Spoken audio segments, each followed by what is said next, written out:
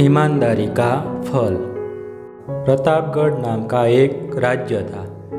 राज्य के राजा को कोई संतान नहीं थी। राजा ने फैसला किया कि वह अपने राज्य के किसी बच्चे को ही अपना उत्तराधिकारी चुनेगा। इसी इरादे से एक दिन सभी बच्चों को बुलाया गया। राजा ने घोषणा की कि वह वहाँ मौजूद बच्चों में से ही किसी को अपना उत्तराधिकारी चुनेगा। उसके बाद उसने सभी बच्चों के बीच एक छोटी सी थैली बंटवा दी और बोला, प्यारे बच्चों, आप सभी को जो थैली दी गई है उसमें अलग अलग पौधों के बीज है। हर बच्चे को सिर्फ एक ही बीज दिया गया है। आपको इसे अपने घर ले जाकर एक गमले में लगाना है। 6 महीने बाद हम फिर यहाँ इकट्ठे होंगे और उस समय मैं फैसला करूंगा कि मेरे बाद प्रतापगढ़ का अगला शासक कौन होगा। उन्हीं लड़कों में ध्रुव नाम का भी एक लड़का था।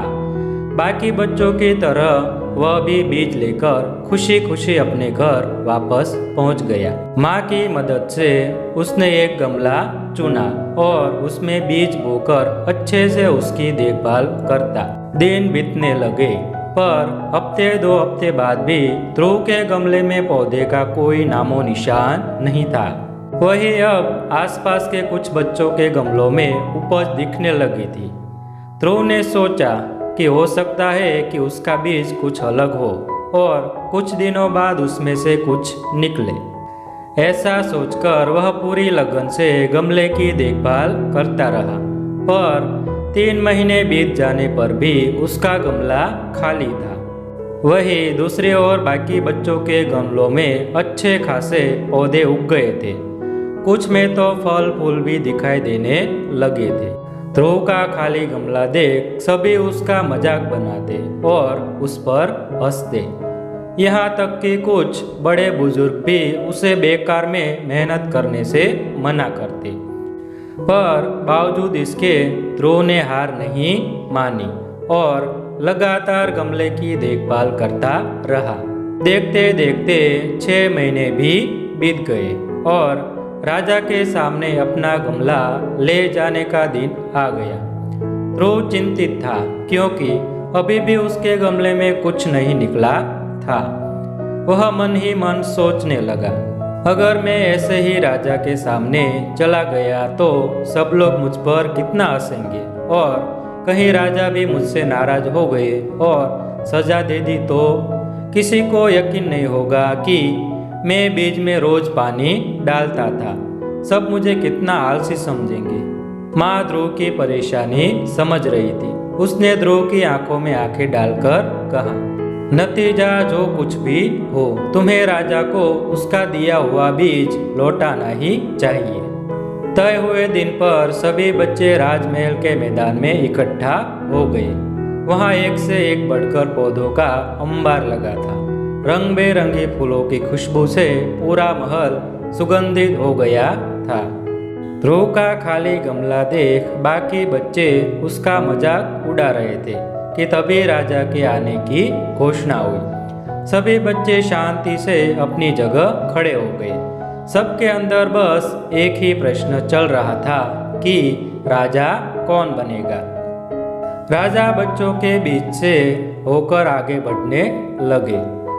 वह जहाँ से भी गुजरते बच्चे तनकर खड़े हो जाते और अपने आप को योग्य उत्तराधिकारी साबित करने की कोशिश करते।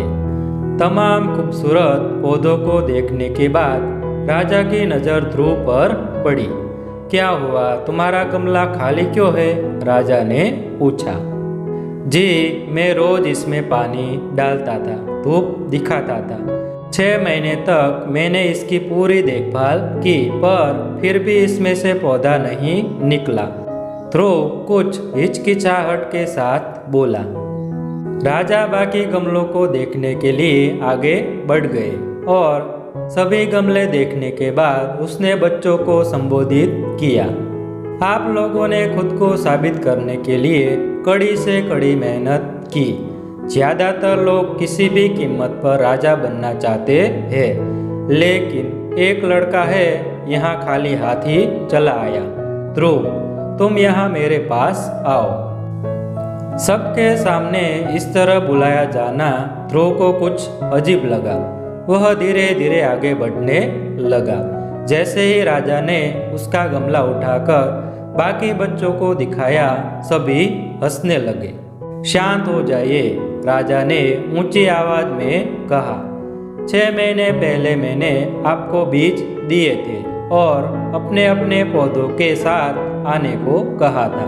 मैंने आपको जो बीज दिए थे वो बंजर थे।